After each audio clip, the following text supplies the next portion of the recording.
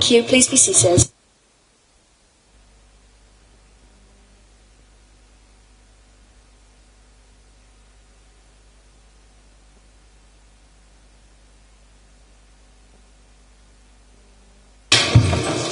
Thank you, members. If I just read through some notices before we start.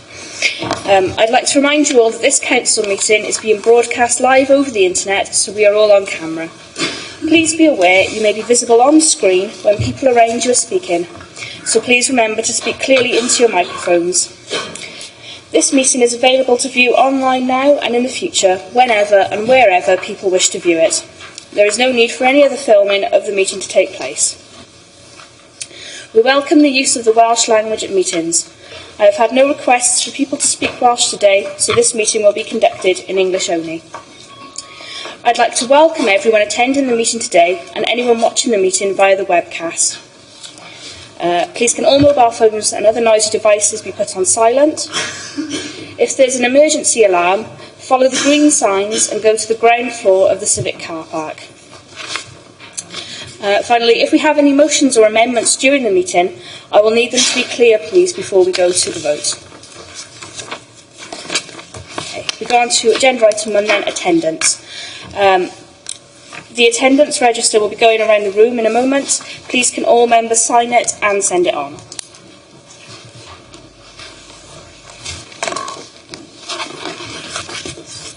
Thank you.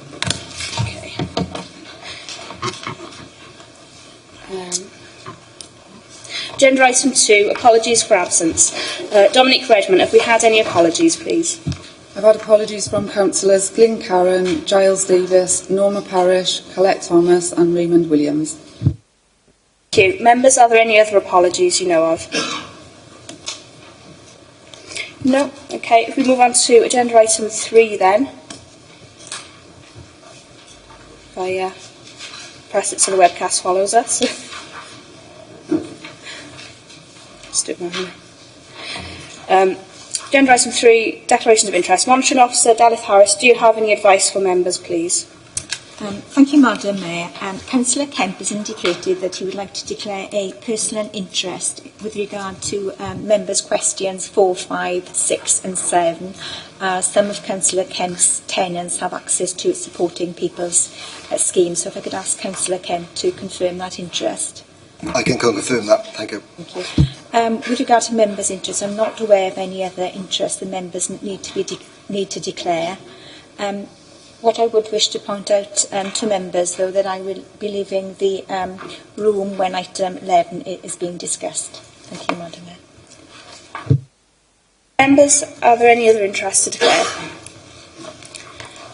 Okay, if any come up during the course of events, please make sure you also write them into the book in the register.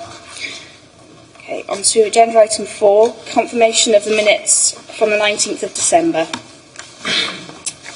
Can somebody move that the minutes are correct?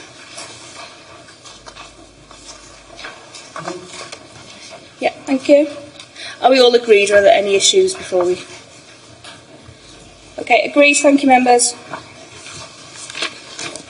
Agenda item 5 is the update on actions on page 47 of the agenda. Thank you, Mayor. There are 2 admissions from the agenda update on action sheet. Specifically, number 1 relates to the minutes taken as part of the last council dated the 19th of December. Under page 9, Torfaen State of the Nation, specifically 9.4 bullet point 6, where I asked and the executive member for education and lifelong learning agreed to send members information in regard to actual figures of year 11 leavers not achieving a post-16 progression. Under the action taken or planned, I can confirm that I have received the requested information from Councillor Yole 2 days later on the 21st of the 12th, 17. And so that's number 1. Number 2, again, relates to the minutes taken as part of the last council dated the 19th of December, and members' questions, specifically for my supplementary question, where the executive member for environmental agreed to to come back to members with more information in regard to finding out where have all the wildflowers gone in Torfaen pollinating areas. The action taken or planned to date, I have not received the requested information from Councillor Cross.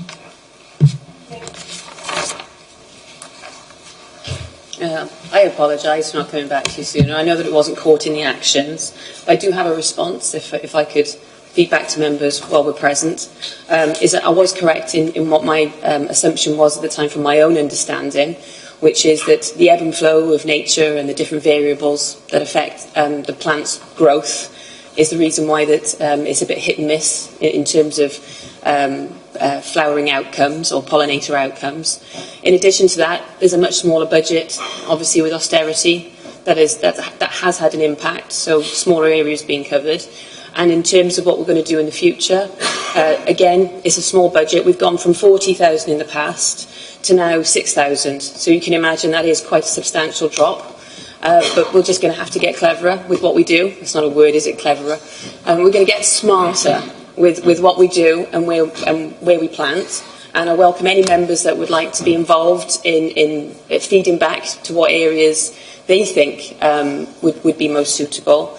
But yeah, that's the current situation. So we're going to do the same thing again, maybe a different style of doing it to try and actually make sure that the plants do stick better, but with less budget. So you've got your feedback, and again, apologies. Anybody else wish to comment? Yeah. Yes, thank you, Madam Mayor. Just a very quick thing.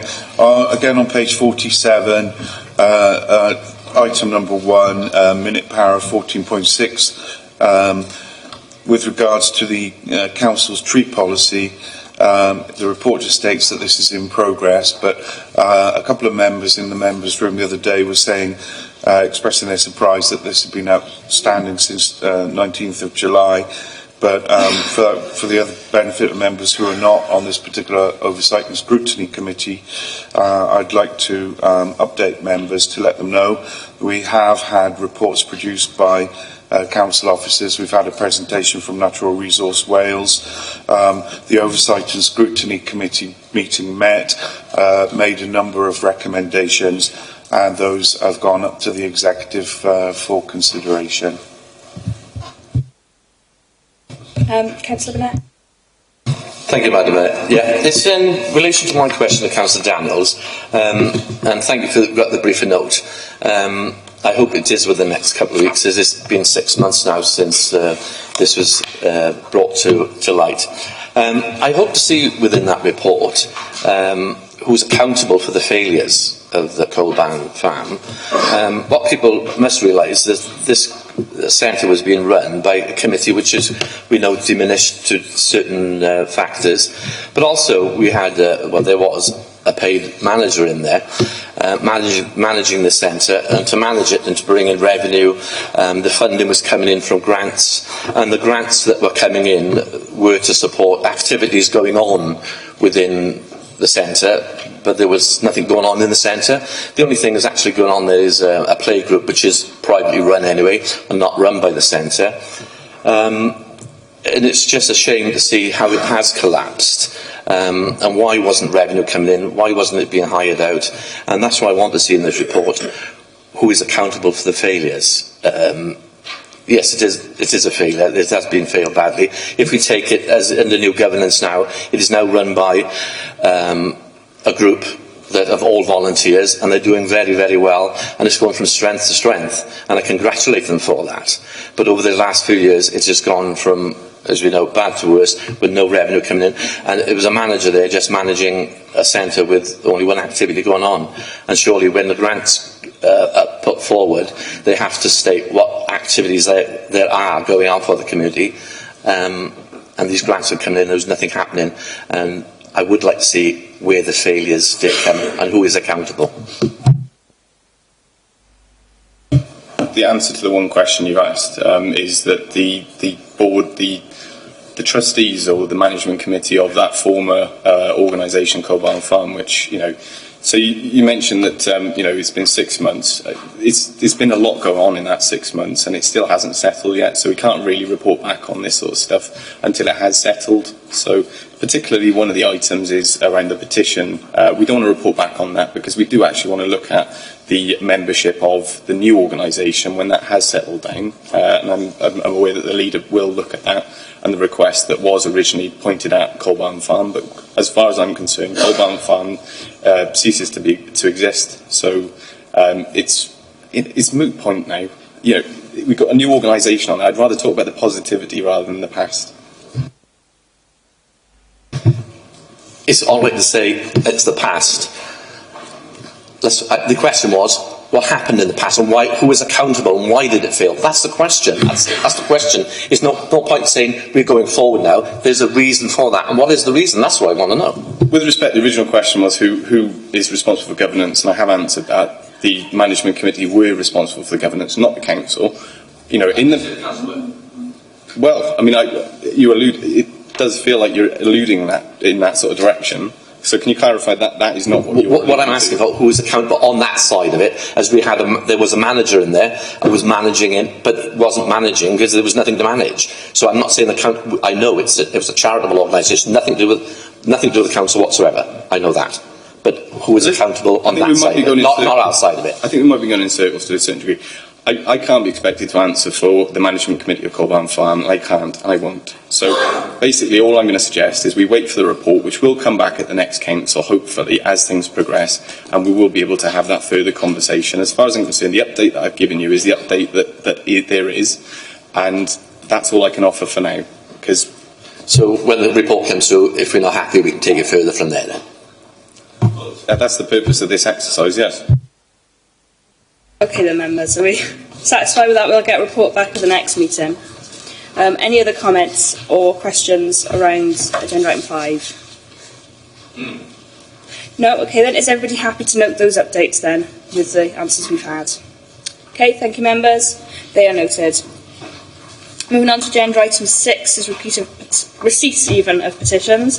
We've had no petitions today, so we'll move straight on to item 7, public question time.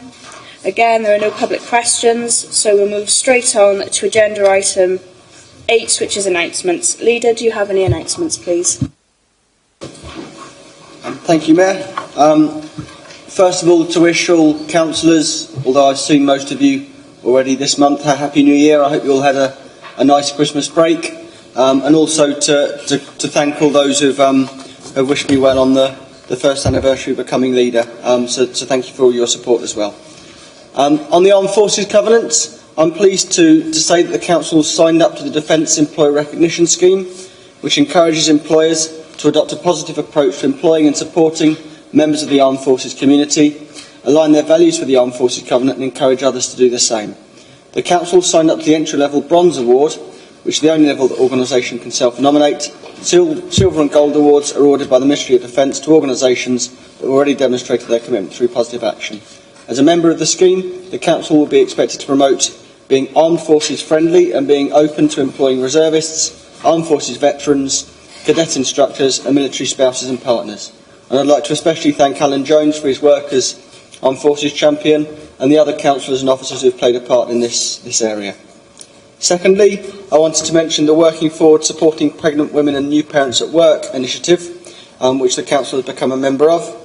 This is an initiative being organised by the Equality and Human Rights Commission to make workplaces the best they can be for pregnant women and new parents.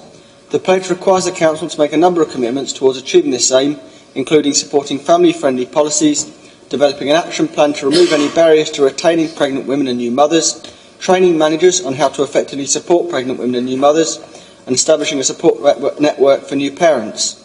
The Equality and Human Rights Commission will be working closely with Council staff to implement the good practice recommendations over the forthcoming year. Thirdly, the Council signed up to the Time to Change Wales pledge, which is a declaration that an organisation wants to step up and tackle mental health stigma and discrimination and take actions that will lead to a reduction in discrimination within an organisation and the community.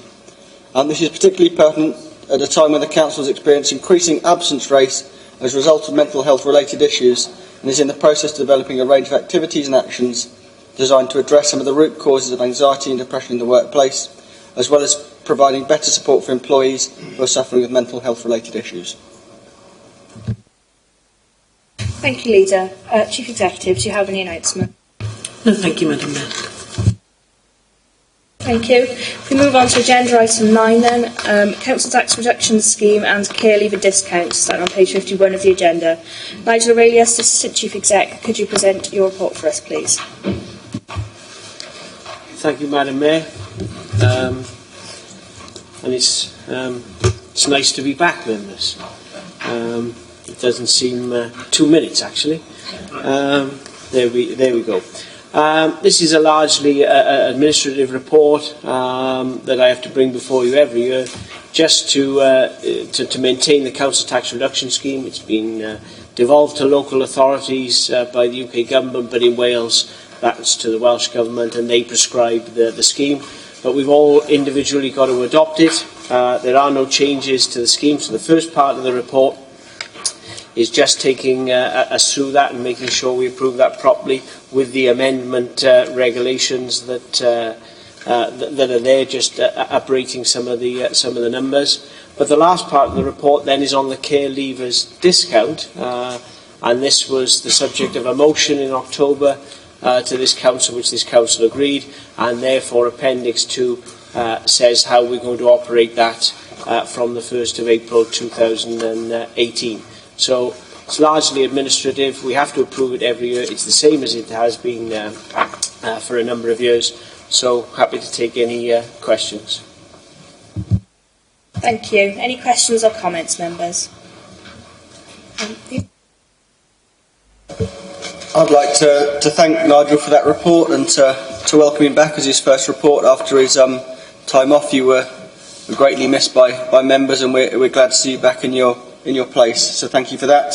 I'd also like to commend 2 aspects of the report. At 5.2, the recommendation to disregard the whole of the war disablement pension and war widows pensions. I believe we were the first council in Wales to disregard this, and that's a good thing for those who are in receipt of those benefits, because they don't have them taken into account when receiving other benefits, which is a good thing. And secondly, in the absence of Councillor Thomas, I just wanted to commend her work on the care leavers discount. Again, I think we led the way in Wales on this, and it's a good example of a targeted intervention to help a group of vulnerable people. So thank you to officers for following that through in this report. Thank you.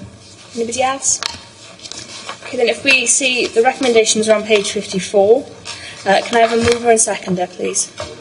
Thank you. Can I have a show of hands for all those in favour? Thank you. Anybody against? Anybody abstaining? Thank you, members. Those recommendations are agreed. Move on to agenda item 10 then. Page 81 of your agendas, consultation on the draft Torvine Local Development Plan Review Report. May I ask Adrian Wilcock, Principal Planner, to present the report for us, please. Thank you. All right. Prior to today's meeting, we've already undertaken 2 member seminars to explain the background to the report before you. We've especially explained the different types of development plans, the processes of their preparation, and the details of the review report. Turning back to the report, the Council has a statutory duty to now review the Torvine Local Development Plan. The first step in that process is consultation on the LDP draft review report with stakeholders, which we are seeking your approval for today, and that's attached at Appendix 1 of your report. Going to the report now, our current LDP ceases to be a development plan on the 31st of March 2021, which we call the drop-dead date, after which, and until a replacement plan is adopted, there's a risk that the County Borough will be open to planning applications being decided without any policy or strategy context set by the Council. Now, the report identifies 4 options for the review, including the production of a Cardiff City Region Strategic Development Plan, followed by a Local Development Plan Light, a short-form Torvine Local Development Plan revision, which we've dismissed in the report. It keeps going on, sorry. A review of the plan itself, that's the current Torvine plan, and that's what we call a full review, and that'll either be as a Torvine plan on our own or a joint LDP with our neighbouring local planning authorities. In the draft review report, our stated preference is that even if we do start producing a Cardiff City Region SDP, we progress a full review of the LDP as well. That's especially given the risk of the drop dead date, and that's because of the longer timescales expected to adopt an SDP and an LDP light. Now, it's got a bit complicated because the Cabinet Secretary last December wrote 2 letters, and they are attached to Appendix 2 and 3 of your report, to all relevant local planning authorities. Now, the first letter invited those planning authorities to prepare proposals for a strategic development plan. And the second letter invited responses on preparing a joint local development plan, that's with our neighbouring local planning authorities, by the 28th of February. Now, if you go into the report, that's actually recommending that we send one of the 4 recommendations, a holding response to the Cabinet Secretary on this matter while we hold discussions with neighbouring planning authorities, the Welsh Government, as well as seeking stakeholder views and through the consultation on the draft review report that's before you. Therefore, I draw your attention to paragraph 12.1 of the report, which contains the 4 recommendations. In those recommendations, we're asking members to approve the draft review report for consultation, subject to any factual corrections and minor amendments by the Chief Officer, and to note that we'll liaise during that period with our neighbouring local planning authorities and the Welsh Government concerning the Cabinet Secretary's letters. Now, following the consultation period, we will bring a report back to Council to make a final decision. So your decision's not made today, it'll be made when we come back with all of that information for you, for reviewing the local development plan, after considering all the matters, all relevant matters we find in that period, and any stakeholder comments. Thank you, Madam Mayor. Thank you. Members, are there any questions or comments? Yes, thank you, Madam Mayor. I've read this report and reread this report, and I could probably speak for anything from half an hour to an hour, but I won't do that. But I think it would be quite easy to be very critical of the report, in terms, not so much in terms of content, but in terms of omissions as well. I identified a number of areas that I felt that there should have been further thought given to in terms of this local development plan, which is we're talking about coming in after the existing plan finishes in 2021. The number of things that jumped out at me is we'd be looking at a post T22 situation. There was no information in there surrounding what was going to be done with regards to addressing the backlog of essential maintenance on the highways. I would have liked to have seen considerably more substance in there regarding the 21st Century Schools programme, whether that is going to be continued, whether we're going to continue closing schools down, building new ones and selling off the sites of the old schools for housing. Significant details were missing regarding capital investment, what capital investment is likely to be outside of the 21st Century Schools programme. At that time, we're likely to be post CIL implementation date, and I would have liked to have seen some details surrounding what specific new infrastructure projects would be planned as a result of the CIL levy coming in. We're also at this time going to be in a post-Brexit situation, and obviously the implications and ramifications that that's going to have on us as a council with access to funding sources coming from the EU. We also seem to be missing detail of where the income is looking to be found, this funding for match funding for developing the Centre for Excellence, the Specialist Critical Care Unit at the Lanfrecford Grange site. So I could go on and on, but I felt it was quite a difficult report to read. The backdrop is that there's been a raft of legislation that's come out from the Welsh Government that obviously wasn't in place the last time we met to discuss the local development plan. So rightly so, we have to adopt and incorporate that legislation into the new plan going forwards. I also feel there's a little element of the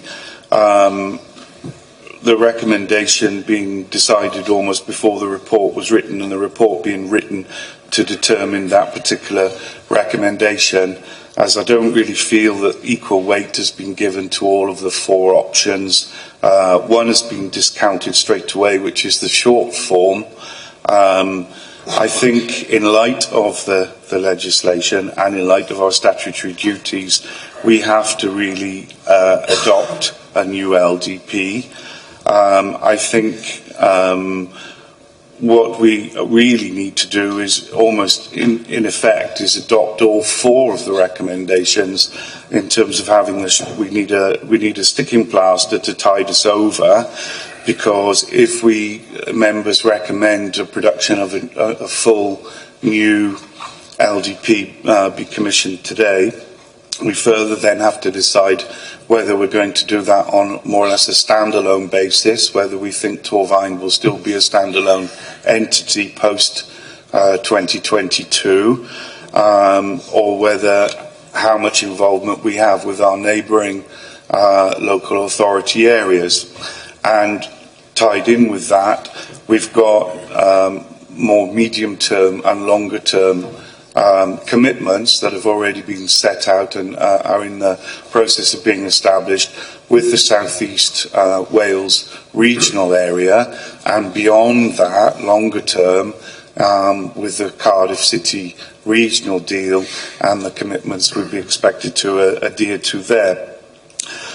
In the report, it states that if we move to adopt the LDP, council officers estimate that it's going to be a 3.5-year duration, at least, process, which would leave us with a period of at least 9 months, whereby we are left, in effect, with no LDP in place. And basically what I'm proposing is that we would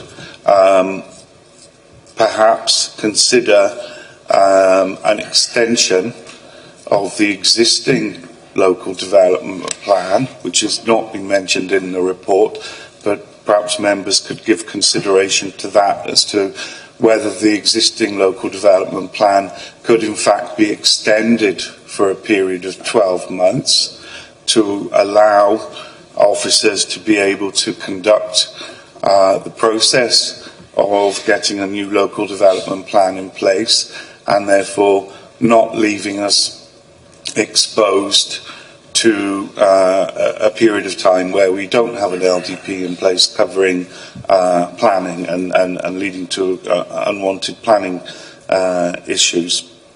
I think we also have to be mindful of the letters that we've received from the new minister. I think a lot of us would have hoped that after Leighton Andrews went, that this whole idea of compulsory voluntary mergers between local authorities would have gone away, but it doesn't seem to be the case in that the direction from the minister's letters is quite clear in that he wants to see more collaboration and cooperation between local authorities. I think there's a lot of merit in working with our neighbouring authorities to produce a joint local development plan. It's difficult because some of the issues would, in isolation, relate to us in our local borough, but I do feel that there are many issues where we would derive significant benefit from a conjoined approach. And it's clear that the Minister is minded for us to go down that road of having a conjoined approach with neighbouring authorities, and indeed beyond that with the Cardiff City regional deal. So I think there's a lot of added value that can be brought to the table in terms of some of the work that maybe our neighbouring authorities have have done. And also it's mentioned in the report that it's timely that they are also looking to produce their local development plans at the same time.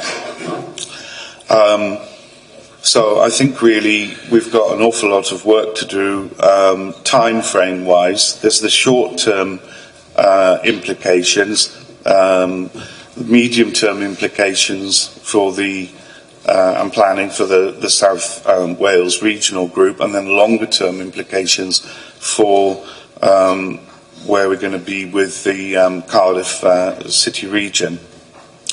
So I think members should perhaps consider whether it's possible for us to extend the existing LDP to give us coverage for that period where we wouldn't have coverage, and to go in favour of a conjoined approach for development of the LDP going forwards. Thank you. Okay. If I bring in Richard a second, and then Adrian, and I think if we want to make it an amendment, we'll have to have the wording done. But we'll get those answers first, and then see where we want to go from there.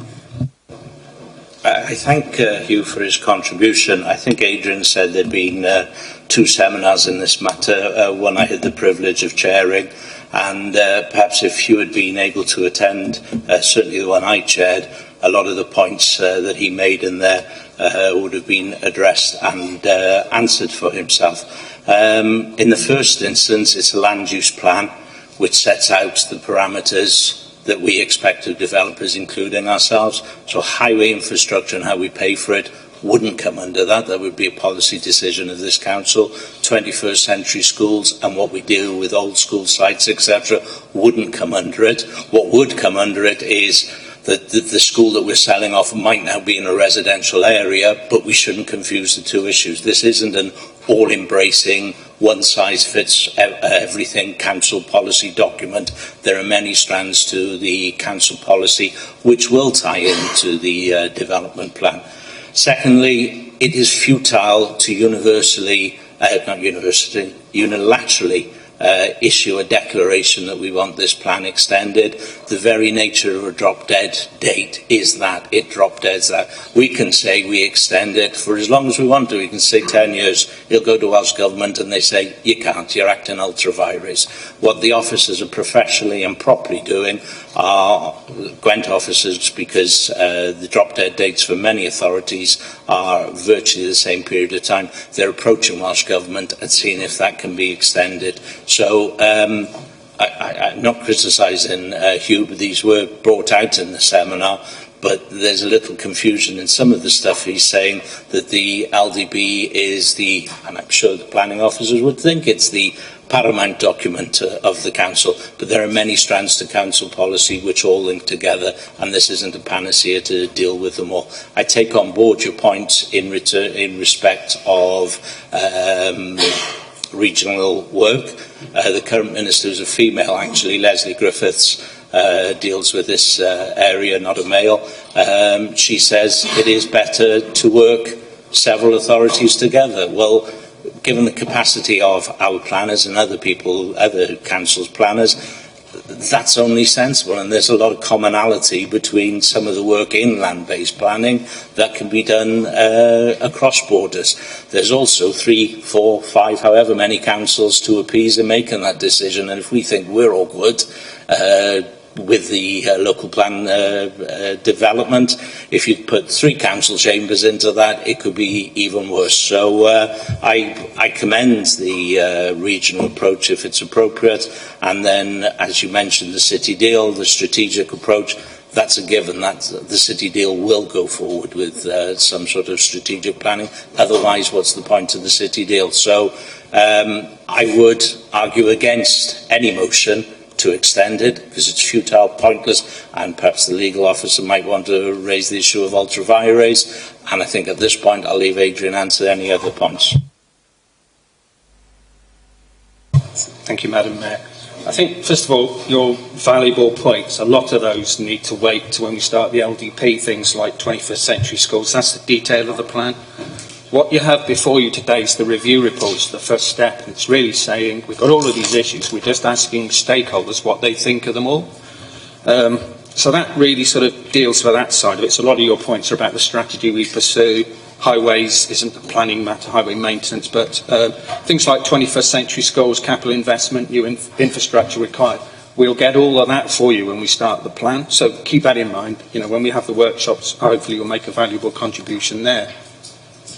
Then the next point was really about the 4 options. I think what we're saying here, the SDP is out of our hands. It's with the City Deal Board. I think there was a meeting yesterday that agreed it. So, and the other options are really the council doing the plan, and the report quite clearly states why we do. I'd love to do a short form review. We've been told by WAG officers not to do it. The criteria for doing a short form review is so restrictive, we can't really meet it. So really we're forced, once that's dismissed, to do this full review. And that's either a review on our own or with our neighbours, and that's the agenda from the Welsh Government. And I think the other point is really we're saying we're hopefully coming back to you in April, and in that period we'll look at all these things you've raised. We'll look at all the issues of joint plans. Councillor Clark's exactly right, where a joint plan might give you benefits of, you know, officers concentrating it. It's likely to take longer. My big worry is that I want all members to have their say on the plan, because normally with joint plans you get a board, and then you're into, might have delays for scrutiny. There's all sorts of problems that arise. It's been done in Gwynedd and Anglesey, so it can be done. And your other issue, and I think this is really about your motion, is about the drop dead date. And it's quite technical. The Act says the local development plan ceases to be the LDP ceases to be a local development plan. And one of my colleagues today, Craig Meads, actually at SUSPEC, because we're looking to take a legal opinion on that. Can we keep the local development plan as development management policy? So we're going to hopefully get a barrister's opinion. Now all that will come back to you, hopefully in April, and answer all these questions. Really, all we're asking today is to get that review report out, see what stakeholders think. We've got a narrative to have with Welsh Government. We've got to talk to our neighbours. Once we know all of that, we can come back to you for a decision. And I think, as I said in my presentation, you're not making the decision today, you're just putting out the review report. Now, if there's anything in the review report that's missed, I'll put my hand up and correct it. But I think all the points about education going forward, we've raised it, because the review report does a couple of things. It says what hasn't worked well in the plan, and we've listed that. What are the issues we need to address going forward? So that would be 21st century schools. And I think the other problem with 21st century schools, we don't put school sites in the 21st programme as allocations in the plan. There's a process to go through. There'll be all hell if we put a school that's not yet closed as an allocation, so we leave that process to happen. So those things would be windfall sites. Now we can explain all this as we go through the LDP, but what I'm basically saying is let us get the review report out, and then when we come back in April, we'll be able to close a lot of these issues down we don't know the answers to yet, to hopefully probably answer your question then. Hope that helped. Okay, I'm just going to bring in the leader a moment. I just wanted to raise, under recommendations 3 and 4, it obviously mentions letters received or being sent by me. So I wanted to give an update again from the meeting that's been mentioned of the City Deal yesterday as well, where I met with the other leaders. We're going to try and get some more clarity from Welsh Government. To put it politely, 2 letters received on the same day advocating different approaches, raised eyebrows amongst my fellow leaders. We're not alone in this situation. I think there's 5 other authorities within the city region who have drop dead dates the same or similar to ours, and they're all concerned about, you know, what we're going to do. Obviously, what we do has to be cognizant of the Minister's views, because the Cabinet Secretary can compel us if that's what she wants to do. So it's a bit silly to sort of fly a flag when it could be knocked down. But the proposition we came up with, Andrew Morgan, the leader of RCT, and the leaders of Caerphilly and Vale of Glamorgan, as the 2 sort of leaders on this within the City Deal, are going to seek a meeting with the Cabinet Secretary and very much say, look, we're up for some form of collaboration, but there are certain practical parameters we need to deal with. So to give reassurance to Hugh and others keen on cooperation, I think for the first time in my life I'm in favour of an SDP. But, you know, there are practicalities to work out there. The Welsh Government are the ones who I think, in my understanding, can do something about the drop dead dates. So if they want to see greater cooperation in terms of an SDP across the city deal, then the obviously the incentive for them to reach some kind of compromise is there for all to see. So I hope those can move forward. And I just wanted to say thank you to the planning officers working on this. It must be it's a complex issue at the best of times, LDPs, let alone with the uncertainty that seems to be around here. And I hope we can pretty quickly, give you a more certain situation in which to work.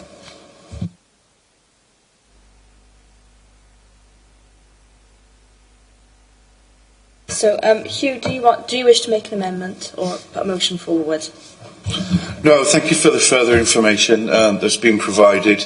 I think it would be beneficial to provide a further update to members if it is possible to get a change, as the officer has just alluded to there, in terms of it becoming a local management plan. The concern I had obviously was that once we'd reached the drop dead date, we'd effectively be left with no LDP in place. So that was why I was proposing an extension to it. But if members could be kept informed of developments after legal consultation's been taken, whether that's a possibility, then I won't propose any further amendments or motions. Thank you, Madam Mayor. Okay, I've got Stuart Ashley next. Yes, I'm glad Hugh hasn't gone down that line. Thank you, Hugh. Having read through it myself, I'm not going to great lengths about it. I think we've done a pretty good job on it, to be honest. I take some huge reservations on it, but looking at things like land supply and where we're going with it, we need considerable study, and I like the bit about getting opinions of the local populace on it, because I think that's where we can get some creativity into this. The other thing I was going to ask you, which I think you're aware of, I went to a meeting last week with local community councils. I'm sorry to bring community councils in again, but the Law Society is actually doing a complete root and branch investigation into the planning system. Is that part of this as well, Adrian? Looking at Richard, then I've left Richard deal with all of that. He's dealing with it. Richard said it isn't, so I think all of that review is about development management, isn't it? Not about the development plan that was sorted in the Planning Act. All I was going to say was awareness of that system is that obviously that was actually done by Leslie Griffiths as well. It was asked, so it seems that the two things seem to be tied in. But I mean, you've got a very short time to put all this together, and I think we were mindful in planning committee that we're going to be drop dead dates and where we're going to go with that. That does worry us, because this is obviously something we're all mindful of when we're doing planning applications. Yeah. It may have an implication. When we all, because we are a team, it's not just me, when we start thinking about this, there might be implications, if there's like a planning permission is granted by the plan, all those type of things may affect what policies we have, but I think we'll think about that when we're certain what is actually going to happen. Thank you. Just one small point from me. Thank you for a very comprehensive report. I was particularly interested in the LDP objectives and the one around, I'll read it out, to protect and enhance the valued landscape character of Torfaen, including important open spaces and sense of rurality between settlements. Yeah. The point I want to make is, have we given any thought to what more we can do to protect our ancient woodlands in Torfaen in the context of this plan? And the reason I ask that is recently Newport City Council, they've had some special status for one of their woodlands. So I wondered if we've given any thought to that issue. Thank you. They're already protected in our plan. We call them 6 sites of importance for nature conservation. It's the biggest bit of green on our plan, actually. There's hundreds of them, basically, shown on the map. Got Jason next. Thank you. My question relates to how this is presented to the people of Torfaen. Clearly this is an important document, an important plan for the borough, but a lot of the wording in here is very technical in nature, and it doesn't really have relevance to the people I represent in Green Meadow. I opened up one page of it just now and I'm reading about a network of integrated community strategy. It's pretty meaningless, and I think the people of Torfaen are going to want something that shows them exactly what this plan is going to do for them and how it's going to impact their day-to-day lives. whether that's done via a separate document or this one is toned down to reflect, that would be appreciated. Yeah, thank you. We have produced an executive summary in English and Welsh. It's 9 pages. It's still got technical things in it, but it's not as bad as the report, basically. But, I mean, we have to do the report because it's a Welsh Government requirement, and the other thing is it follows us through the process. So the examiner, when they examine our new local development plan or whatever it is, will look at it and say, oh, they said there was this issue, have they dealt with it? And that's where it follows through. I take your point on the wording. When we do the consultation on the plan, and this is quite different. Up until our first plan, which is draft plan, we call it preferred strategy. It's select groups of people, but it's quite a big group. It's voluntary organisations. That's the first time the public will have their say. But it's something we can bear in mind. You know, if it's too, what's the word for it? High and mighty language, rather than something. It sounds like you want something simple. We'll bear it in mind when we go to the next plan. Yeah, thank you, Councillor O'Connell. I do think that's a really good point, actually, and what I will suggest is that the comms team sit down with Adrian and his colleagues and we do a kind of user-friendly version which will point people to the more technical details should they wish to look at it. But it's a very good point, thank you. Members, any more questions or comments on this one? Yeah, Rose. Point, please, Madam Mayor. Will there be maps available during the consultation process so that they can residents can actually see the areas that they're concerned about? The consultation's really about the issues of the plan, so we're not planning the new plan yet, so there's unlikely to be any maps. I mean, they can look at the existing plan and see what it is, because someone might say, oh, I've got this issue with the current plan, and then write us in on the comments forms that, you know, you need to think about this because you haven't addressed it in the review report. So it's not the plan yet, it's what's, I keep saying it, what's not worked in the current plan, and what, because of the other things that happened since, we adopted it 4 years ago, has changed that would make us think differently in the new one. So that's really what we're asking people for.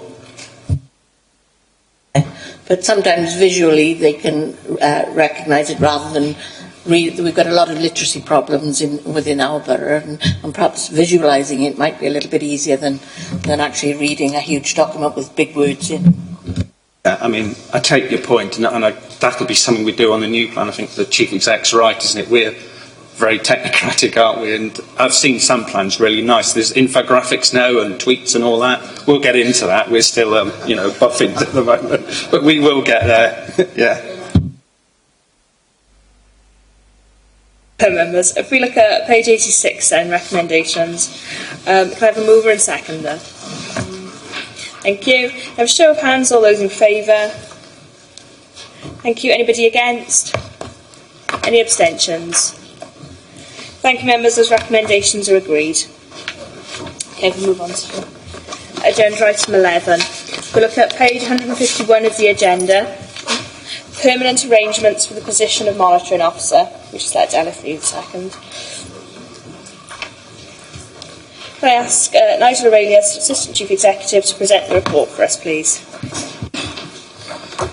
Thank you, Madam Mayor. Hopefully this is a straightforward report, members. We've been working with interim arrangements since the previous monitoring officer retired almost a year ago now. Time does certainly fly. Delith has fulfilled that role on an interim basis. We believe those arrangements have worked well, and that she's gained the trust and the confidence of both members and officers. And this report merely seeks to confirm Delith as the monitoring officer permanently, rather than on an interim basis.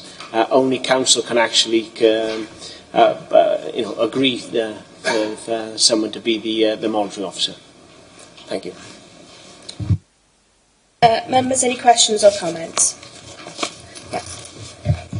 Yes, thank you, Nigel. I'd be more than happy to accept the recommendation for Delith. I'm sure she's done a very good job, and she helps us all, and I'm sure she'll do a very good job in the future. And I do agree with the recommendation.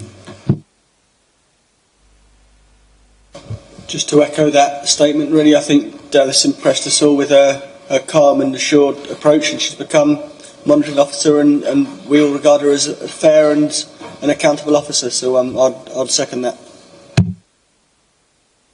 Members, recommendations, page 152. Can I have an official mover and seconder? Thank you. Show of hands, all those in favour. Thank you. Anybody against? Any abstentions? That's agreed then. Thank you, members. Let Dallas know she can come back. There we go. We'll go on to agenda item 12, which is members' question time. Question 1, Councillor Janet Jones, if you would like to read your question, please. Thank you, Madam Mayor. My question is, it's some years since street lighting in the borough was reduced. Can you please advise us how much money has been saved during this period? Thank you for your question. It's a good one.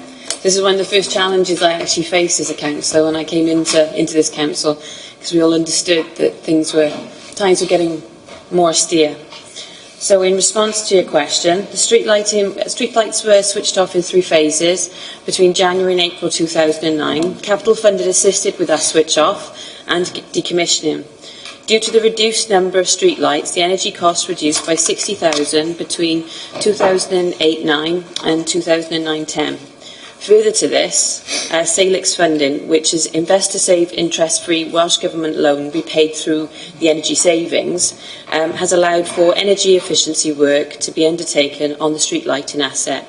That remained in lighting, primarily consisting of the replacement of lighting units with lower consumption units, which has reduced in energy consumption and assisted in maintaining the assets. I'm particularly pleased with how we've carried on with this. My understanding is with another 396 street lights, which are going to be changed to having either low energy or LED, it'll equate to 80% of our lighting being low energy or LED, which I think is something to be really pleased about myself. The combination of these work streams have not only mitigated the increase that would have occurred due to the energy price inflation, but have also reduced the consumption of energy. In total, this equates in real-term cash savings as 1.8 million. I have a table that I'll send you through, members, which actually gives a breakdown of each year's savings as well. And I'll make sure that they're collected into the minutes as well. But to read them all out, at least you know the answer, which is, as I said, 1.8 million. The actual annual budget requirement has reduced from 535k to 301k. If no lights had been switched off, no capital funding or Salix funding had been used to reduce the energy consumption, the annual budget requirements would likely have more than doubled. So that's quite considerable. I do have a bit more information which have been collected through different reports that have gone to scrutiny and whatnot. So if you want more detail, I can certainly provide that as well. But thank you for your question. Thank you. Councillor Jones, do you have a supplementary? Madam Mayor, in view of such savings, could this authority consider using LED lighting to reinstate some of the lights on some of the most dangerous roads within the borough? And how does this fit in with our Health, Wellbeing and Safety Act? Sorry, I left my microphone on then. It is something I've looked into myself. There are considerations. So if certain lights have been switched off for so long that to actually bring them back up to a standard that, whether it be LED lighting or any kind of lighting, they would have to be repaired and put back into the network, and that's a cost in itself. I know that I looked at Cumbrae Drive, for example, because it's obviously quite dark. Coming into the borough, and when it's raining and you're on a motorcycle, that can be quite an intimidating space. However, everything that we do is based on how safe it is and how many accidents occur. Or, as at the time I recall, we also looked into crime figures, and it was the feeling of safety that was more of an issue rather than the actual crimes that took place. And that was backed up by the police at the time. So I think that I could come back to you with a bit more of a detailed question, but I don't think it's as simple as to say, can we just put these lights up? I think another point also to stress is that the proposed lights that we were going to switch off in 2009 was reduced quite substantially and we kept a lot more on through the appeals process and other means than we actually planned to.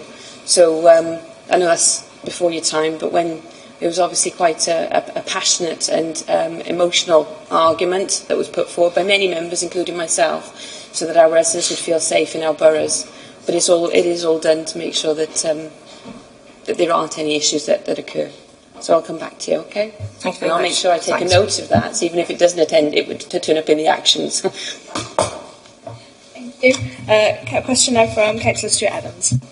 Thank you, Madam Mayor. My question is to Councillor Fiona Cross, the Executive Member for the Environment. I've been asked to raise this question on behalf of the residents in my ward, who are concerned and frustrated at the number of occasions repairs are undertaken to the two cattle grids on Vartig Road and the cattle grid on Garnaroo Road. The question relates to the cost of these repairs to the grids I have mentioned over the last 3 years, and any associated costs, specifically hiring of traffic calming measures which are sometimes in place in excess of 3 months. Thank you for your question. I'd like to take this opportunity to assure Councillor Evans that we appreciate the inconvenience that temporary traffic signals cause for travelling public, and we don't take this decision to use temporary signals lightly for this reason and the associated costs. As background to these works, I can advise that minor works have previously been carried out on the grids, but following continued concerns, further investigation work showed that there had been a number of more significant failures within the grid construction, meaning more substantial repair works were required than originally carried out. The grids are bespoke, meaning that elements of the grids need individual construction or fabrication. The works ongoing now are to avoid repeat occurrences of the previous failures. The costs associated with the traffic management for the grid repair work to date are as follows. So it's Vartig Road, 1516 traffic management costs, £4,798. Cost of works, £4,790. 1617 traffic management, £2,074. Cost of works, £1,160.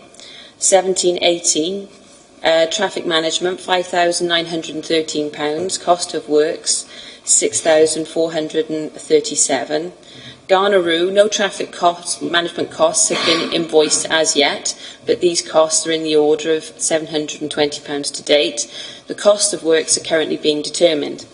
And obviously I can come back to you when I actually have an answer to that one. In conclusion, I would say that in order to ensure the safety of highway users, the use of signals at these occasions has proved necessary. And whilst I appreciate the disruption, can confirm the works are being progressed as quickly as possible. Councillor Evans, do you have a supplementary? Yes, Madam Mayor. Thank you for that response, Fiona. Can I have that in writing so I can pass that to my residents, please? And similarly, can I have a response in writing to my supplementary question, which is as follows. Obviously, thank you for your reply, Fiona. I accept the need for the installation of cattle grids to stop animals gaining access to our communities. But considering the costs that you've mentioned previously on the grids, what is a pretty regular basis, is there a better way by working with farmers and the Commoners Association to reduce the number of grids, thus saving maintenance costs and frustration of drivers who regularly have to put up with the ongoing and lengthy repairs of these grids? Thank you again for your supplementary. I'll have to come back to you on that one. I'm sure there are more complicated, it's not a straightforward answer because it would depend on talking to different stakeholders and their interests. Okay? Thank you, Fiona. Question 3, Councillor Romanet. Thank you, Madam Mayor. Could the Executive Member for the Environment explain the Welsh language policy on street naming, please? Thank you for your question. We are in the process of preparing a street naming policy which will be presented to Council for approval in the near future. However, current practice for street naming is to encourage the use of Welsh, but not insist on it. If an English name is chosen by the developer, it is required to be translated into Welsh to meet the Welsh language standards. Number 1, Regulation 2015. These state, Standard 61. When you erect a new sign or renew a sign, including temporary signs, any text displayed on the sign must be displayed in Welsh, whether on the same sign as you display corresponding English language text or on a separate sign. And if the same text is displayed in Welsh and in English, you must not treat the Welsh language text less favourably than the English language text. Standard 62. When you erect a new sign or renew a sign, including temporary signs, which conveys the same information in Welsh and in English, the Welsh language text must be positioned so that it is likely to be read first. There is no requirement on the Council to translate a Welsh name into English. This approach is consistent with the approach taken for any other traffic signs on adopted highway erected by or on behalf of the Council. Thank you. Councillor Bennett, you have a supplementary question. Right, thank you for your response, Fiona. Yes, so if we have English names, we have to have it bilingual. But as you said, if the developer decides just for a Welsh name, we don't have to have that bilingual. So it's, to me, discriminate against the English language straight away. And there's no question about that. The reason I brought this question is it brought to my attention when emergency services were contacted when the new developments, there was a great deal of problem of getting emergency service there because the pronunciation, that people couldn't pronounce the Welsh name at all because there's no English name to it.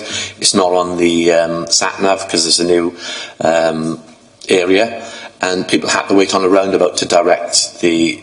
Sorry to come in there, Councillor. Can you just frame it as a question? Yes, and the question is then, we actually discriminate against the English language because there's less than 10% of Welsh speakers in Torfaen, which we know, I'm not going to go on to that, but it is a discrimination where we have to have bilingual on English, but we don't have to have bilingual on the Welsh language. Why? I think you know that that's going to be beyond my remit. This is Welsh Language Act, so I can't say that, and so there's no answer to your question. I think it would have to be directed to. So the Welsh Language Board can actually discriminate against the English language. Basically, that's it. Yes. For one, you've got to stick to your one supplementary, and two, this is beyond this council's ability to respond to. So I would suggest that if you feel as passionately and as strongly as you do, I just want people to know the reason.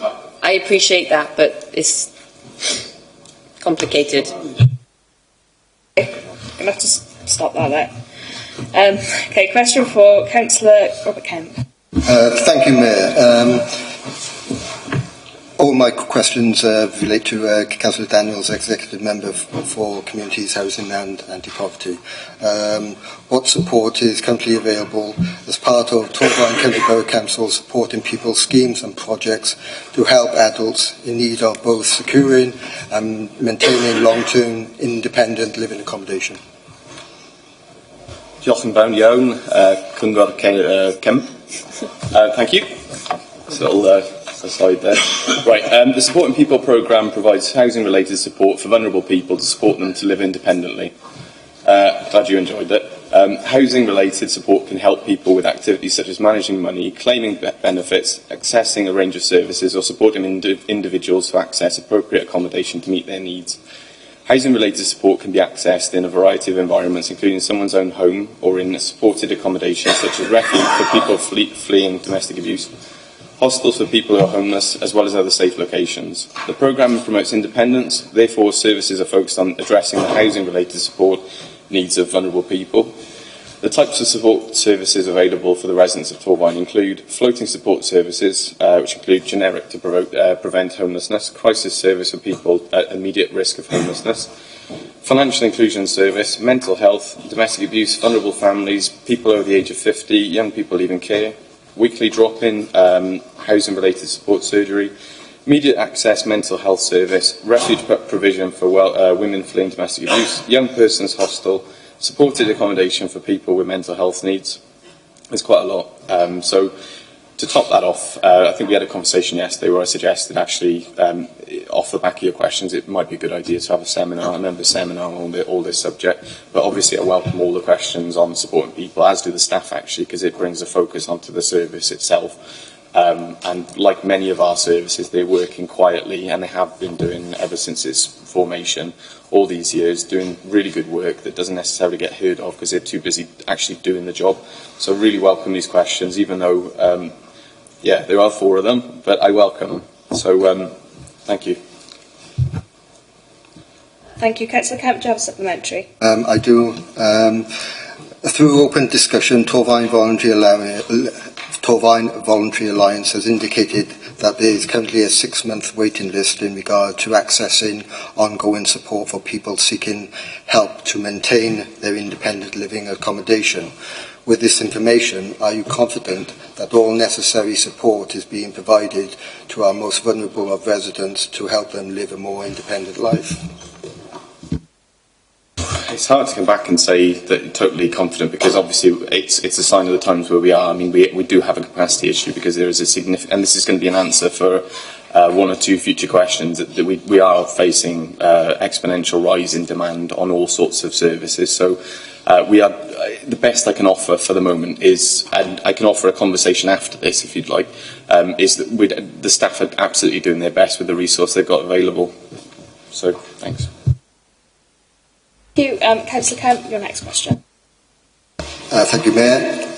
In regard to the service provision being given by each of the associated supporting people schemes and projects, is there any duplication in regard to the supporting people services currently being provided, and are there any gaps in the service provision? Okay, so bit of spiel. So the Supporting People programme in Torfaen provides a range of housing-related support services to meet the needs of the community. To coordinate service provision, the majority of floating supporting services can be accessed through a central referral and assessment mechanism currently provided through the external agency. Services are strategically planned and commissioned in line with Welsh Government guidance. The programme is currently experiencing unprecedented demand, as I've just mentioned, for services, particularly given the current economic climate in the faces of changes to the welfare and benefit system. Waiting lists for access to the majority of services, particularly generic and mental health, are growing, and feedback suggests that providers are facing increased demands, pressures and complexity. On this basis, I think it's probably safer to say that rather than duplication, we are talking more about gaps in provision due to limited resource and rising demand. The programme is responding to this growing demand by providing a range of services options, such as standard floating support services, crisis services, financial inclusion, drop-in or immediate access provision, as well as accommodation-based services. During 2016-17, the programme supported a total of 5,471 people, and as of April 2017, funded a total of 3,696 units of support, meaning that 3,696 people were able to access the support at any given time. The Supporting People local planning group have prioritised the following client groups for further development and investment should resources become available in the coming years. So, generic, preventing homelessness; women experiencing domestic abuse; people with mental health needs; young people with housing-related support needs; and vulnerable families. Early intervention and prevention services, which is obviously the sort of direction we're going down at the moment, and it's very welcome too, because this is where we need to go, and we need to reduce demand in the first place to be able to cope with capacity, to be able to have the capacity to deal with people in the future. I've lost my train of thought now. The programme contributes to the development of stable and resilient communities through equipping vulnerable people with the skills to live independently. Finally, I'd like to reiterate an offer to Councillor Kemp and indeed any other members with an interest in supporting people to meet with myself and my officers to discuss any views they might have on the programme, including where you might have a particular view on there might be duplications or a particular gap that you would like to see addressed. I can imagine there are myriad.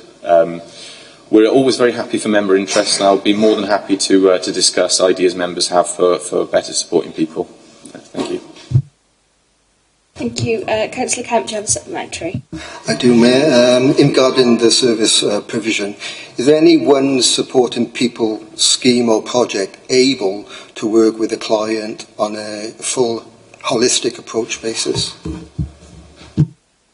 See, right, I'm going to be honest. I don't think I've got the answer for this for you today. So I think what I'm going to have to do is I'm going to have to provide an answer after this, if that's okay. It's just being, I am in the process of totally absorbing as much as I can of the department in knowledge, and this has happened to be a gap. But I will get back to you, and actually I would welcome probably a one-to-one on something like this, or one-to-one with officers. Okay. Okay, thank you. Councillor Kemp, that's your next question. Thank you, Mayor. This is...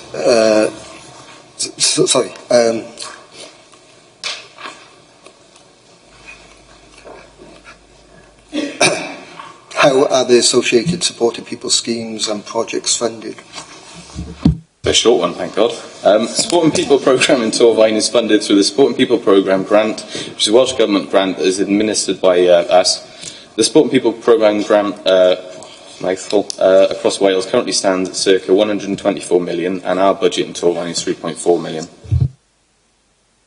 A supplementary? Yes, Mayor. When will the Supporting People scheme or project funding cease or be reviewed? Difficult question to answer for me, because it's obviously this rests with Welsh Government. So I'm really sorry, I can't answer that. That's down to Welsh Government.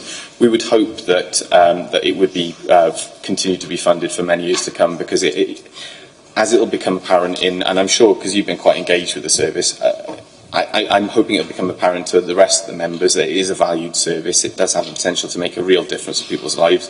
So it is absolutely vital that Welsh Government do continue to fund it. So I'm sorry I can't answer that directly, but I'm more than happy to actually write to the Minister and seek, I think it's Rebecca Evans, so seek her reassurance on the future of supporting people, if that's what you wish. Okay, and the next question then, Councillor Kemp. What monitoring of outcomes is carried out in regard to the current Supporting People schemes and projects? Thank you. Final one. The Supporting People programme is monitored against 11 outcome areas as established by the Welsh Government. Throughout January to June 2017, the programme helped 714 people to feel safer, 523 people to contribute to the safety and well-being of themselves and others, 706 to manage their money better, 646 to manage their relationships, 437 to feel part of the community, 902 to manage their accommodation, 204 to engage in education or learning, 204 to engage in employment or voluntary work, 493 to be physically healthy, 591 to be mentally healthy, 565 to lead an active and healthy lifestyle. These outcomes are regularly collected, collated and submitted to Welsh Government. In addition, each Supporting People service commissioned by the programme in Torfaen is subject to a contract review and monitor activity to assess strategic relevance and quality and value for money. Thank you. I have a supplementary question. And the last one is that basically each of the associated Supporting People projects and schemes have to meet certain key performance indicators and measuring outcomes.